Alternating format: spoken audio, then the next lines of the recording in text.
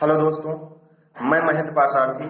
आज आपको हम प्रकाश 5 में उत्क्रमणिता का सिद्धांत बताने वाले हैं और जो कि आपके न्यूमेरिकल बेस के लिए बहुत ही इंपॉर्टेंट होगा।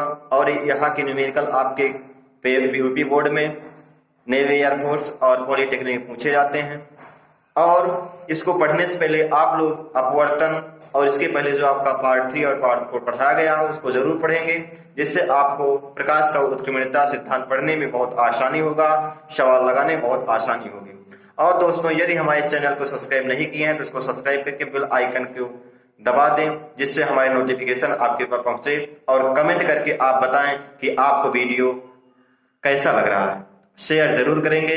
और आज पढ़ें प्रकाश के उत्क्रमणिता का सिद्धांत। हाय दोस्तों, मैं आज पढ़ने वाला हूं उत्क्रमणीयता का सिद्धांत। तो ध्यान दीजिएगा दोस्तों, जो उत्क्रमणीयता का सिद्धांत है, या अगर आपको प्रकाश का अपवर्तन पढ़े होंगे तो ज्यादा से ज्यादा समझ में आएगा, और ना पढ़े हों तो एक बार आप लोग जरूर पढ़ें उत्क्रमणीयता का सिद्धांत।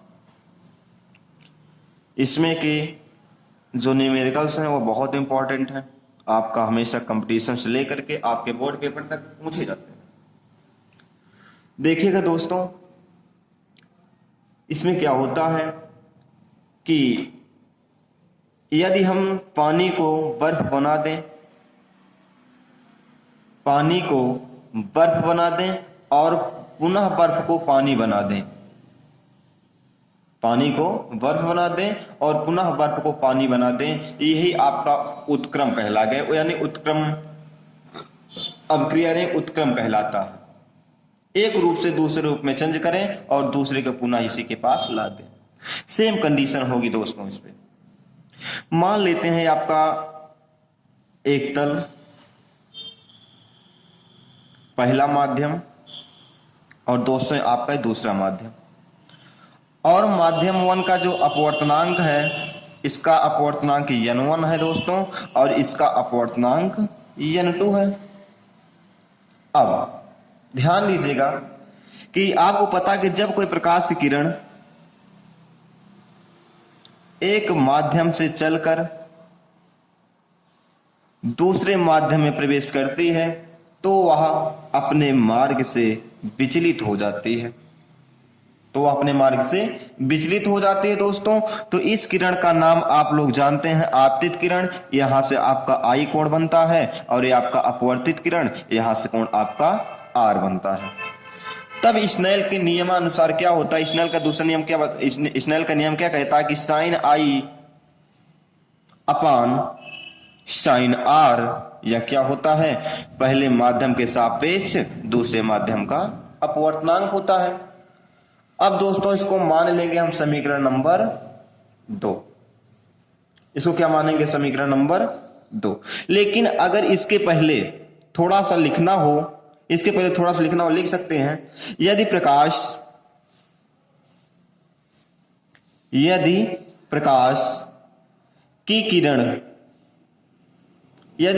की किरण माध्यम 1 से माध्यम 1, यानी अपवर्तनांक n1,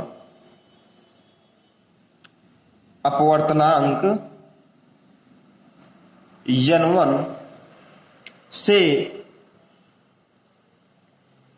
दूसरे माध्यम अपवर्तनांक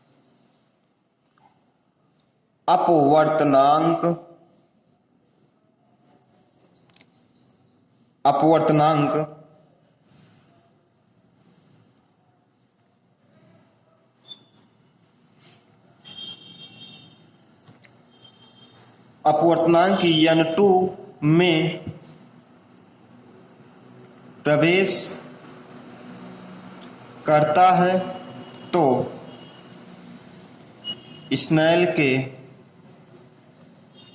नियम से क्या होता था दोस्तों, यही कि sine I upon sine R equal to 1n2। ये अब इसी को हम मानते हैं समीकरण नंबर 1। अब दोस्तों इसको क्या मानेंगे हम? समीकरण नंबर 1। अब इसके बाद थोड़ा ध्यान दीजिएगा। अब अगर मुझे उत्क्रम करना है, क्या करना दोस्तों? उत्क्रम करना है। तो इसमें क्या होता है कि ये किरण जब यहां से प्रवेश करी तो आपका आई कोण तो बनता है दोस्तों, और ये किरण क्या बनाती थी? यहां पर आपका कोण आर बनाया था। अगर हम इस रास्ते पर, इस किरण के रास्ते में एक आपका शीशा लगा दें, यानी एक समतल दर्पण लगा देते हैं, दोस्तों क्या होता है? ध्यान दीजिएगा। तो ये किरण जो इधर से आ रही है, यहां से पुनः ऊपर की ओर क्या हो जाएगी? अपवर्तित हो जाए, पुनः ऊपर की ओर जाना प्रारंभ कर देगी। यहां से टकराने के बाद किरण जिस रास्ते से आती है उसी रास्ते से पुनः क्या हो जाएगी? वापस आ जाएगी। तो इस कंडीशन में दोस्तों क्या होता है? ध्यान दीजिएगा कि जब, लिखिए इसके बाद, प्रकाश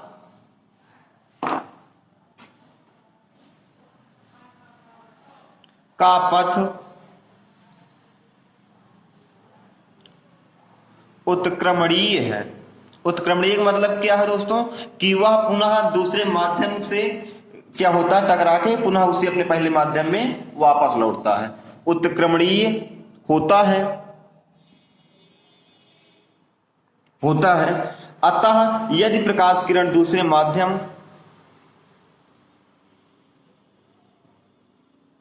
यदि प्रकाश किरण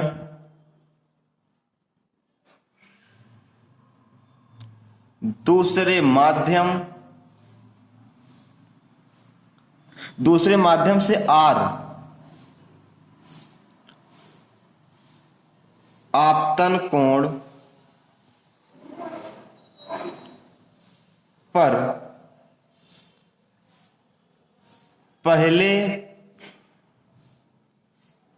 माध्यम में अपवर्तन आई पर, पहले माध्यम में अपवर्तन आई हो,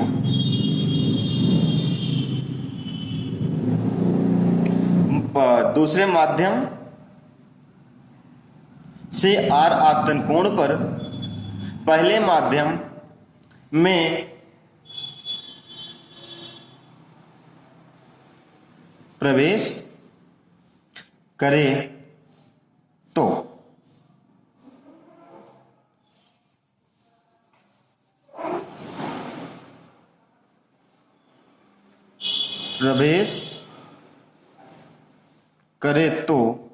क्या होता है कि जो आपका अपवर्तन कोण होगा, तो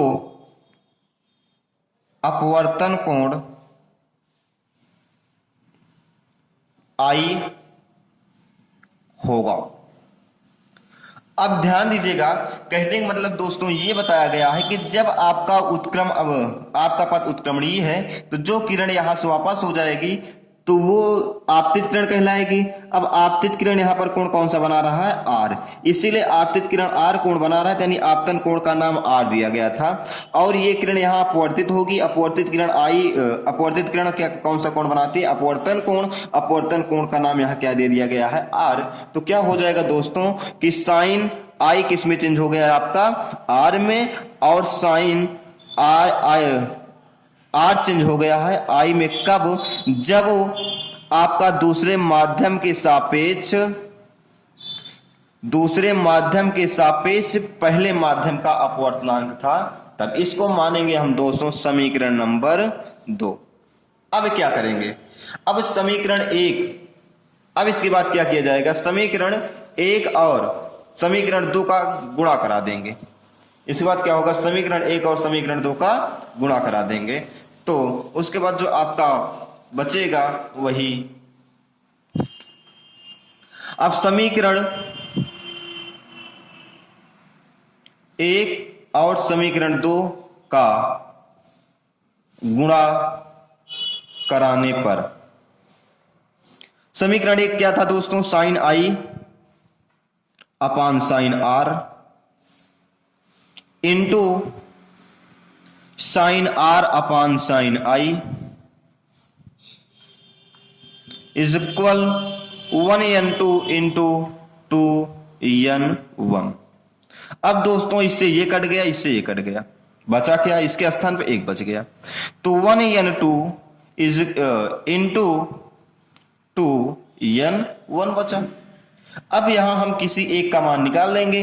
अब 2n1 मान लेते हैं, 2n1 का मान निकालना हो तो क्या हो जाएगा, इधर आपका n2 है, इधर आने के बाद क्या हो जाता है दोस्तों, डिवाइड में हो जाएगा, बटे में हो जाएगा, तो 1n2 is equal to n1। ये आपका फार्मूला बना, क्या ये आपका क्या बना दोस्तों, फार्मूला बना। अब इसी के बाद हम एक सवाल की बात करेंगे।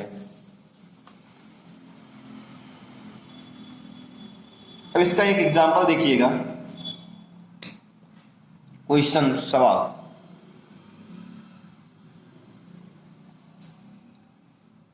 सवाल यह है कि यदि वायु के सापेक्ष कांच का अपवर्तनांक, यदि वायु के सापेक्ष, यदि वायु के सापेक्ष कांच का अपवर्तनांक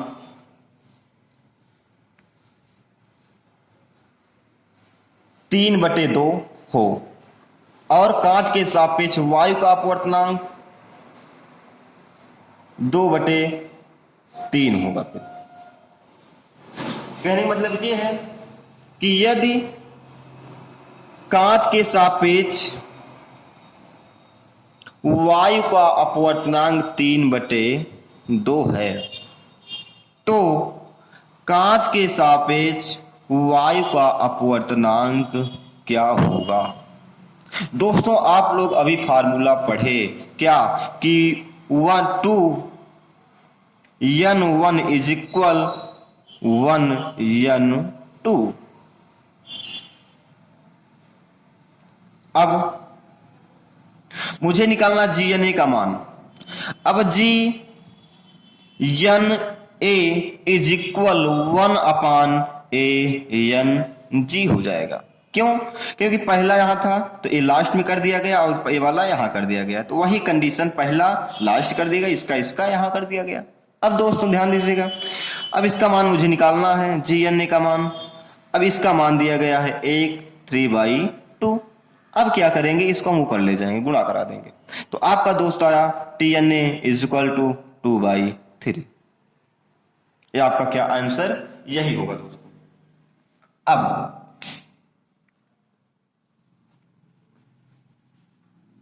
आपको 3 माध्यम दिया गया हो, कांच दिया गया हो, जल दिया गया हो, वायु दिया गया हो, तो हम इसको किस प्रकार से इसमें की सवाल लगाएंगे। तो आप लोग ध्यान दीजिएगा, यदि आपका वायु यानी कि A कांच, G और जल W तीनों माध्यम दिए गए हैं और तीनों को हम समांतर क्रम में जब समायोजित करते हैं तो आपको मिलता है ANW into WNG into GNA बराबर A। अब यहां से WNG का मान निकाल लेंगे। WNG बराबर होगा दोस्तों, ये दोनों आपके बटे में चले जाएगा, 1ANW इंटू WNG। अब GNA,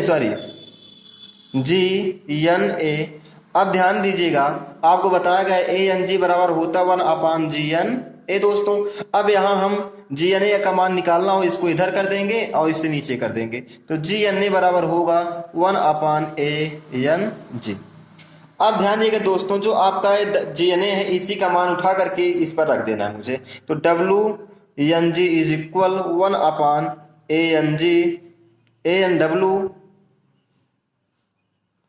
ANW इंटू 1/ANG प्राप्त होगा। अब हम इसको ऊपर गुणा करा देंगे तो आपको मिलेगा WNG is equal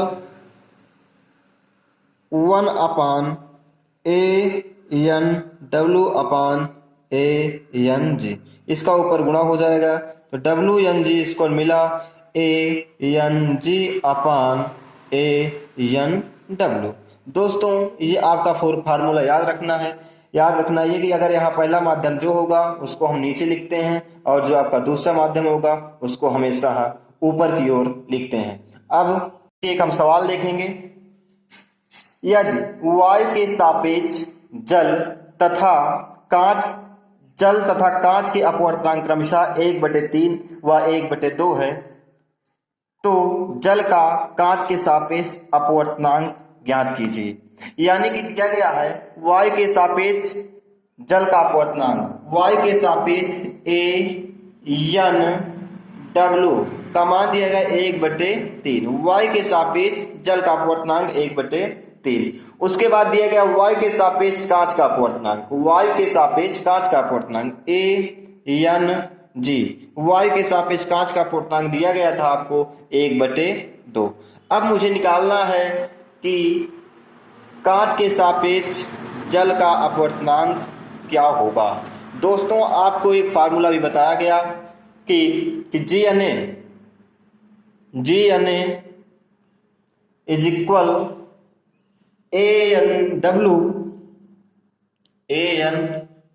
upon ANG। आपका पहला माध्यम है, इसको हम नीचे लिखते हैं। ये आपका दूसरा था, इसको हम क्या करेंगे, ऊपर लिखेंगे। यानी आपका यहां W था, इसको हम क्या करेंगे दोस्तों, ऊपर लिखेंगे। ठीक, अब GNA का मान मुझे निकालना है। ANW का मान दिया गया 1/3, GNA का मान दिया गया, ANG का मान दिया गया 1/2।